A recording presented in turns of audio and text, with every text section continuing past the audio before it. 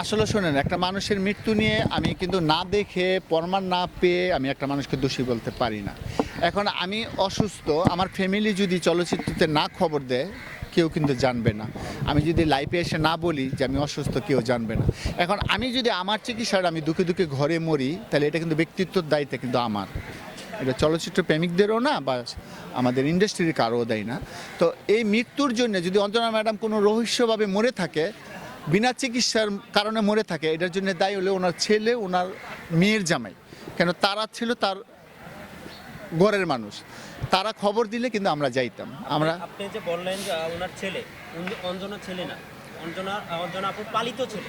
পালিত ছেলে, এটা তো সবাই জানে। তো এখন একটা আমার শরীরের সন্তান হয় না, আমি একজনকে পালক আনছি, আইনা পরিচয় করেছি সবার সামনে যে আমার সন্তান, তখন কিন্তু আমার মেনে নিতে হবে এটা আমার সন্তান। আর আমরা জনগণও জানি যে যে পালে তারই সন্তান। হ্যাঁ, এরকম কিন্তু হচ্ছে এখন।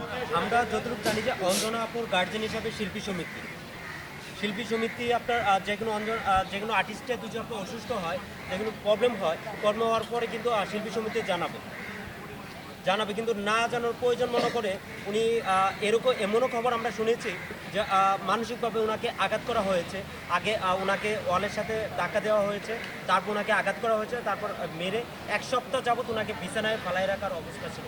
পরে আপনার দিকে দিকে যখন মরে যায় পারতেছে না বলে হসপিটাল নিয়ে গেল ওনার ছেলে। কিন্তু অনেক যারা আর্টিস্ট ছিল, যেসব আর্টিস্ট আপনি দেখতে গিয়েছিল, কিন্তু ওনারা দেখতে যেতে পারে না, নিষেধ করে, মনে হয়েছে আমরা ভালো হয়ে যাবে।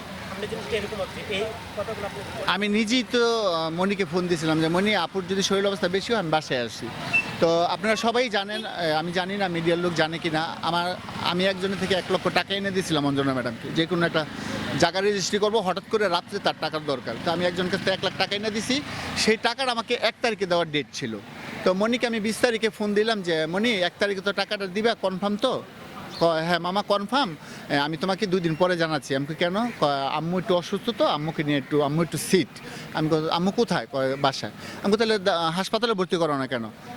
কয় মামা ভর্তি করামো মায়েরে, মানে এই কথা বলে ফোন রেখে দিচ্ছে। রেখে দেওয়ার পর আমার কেন জানি একটু সন্দেহ লাগছে যে এভরিথিং কোনো রং। তা আমি আবার অঞ্জনা ম্যাডামকে ফোন দিছি, আমার সাথে তার সাথে হোয়াটসঅ্যাপে সবসময় কথা হয়। আমি হোয়াটসঅ্যাপে তাকে ফোন দিছি, ফোন ধরে না।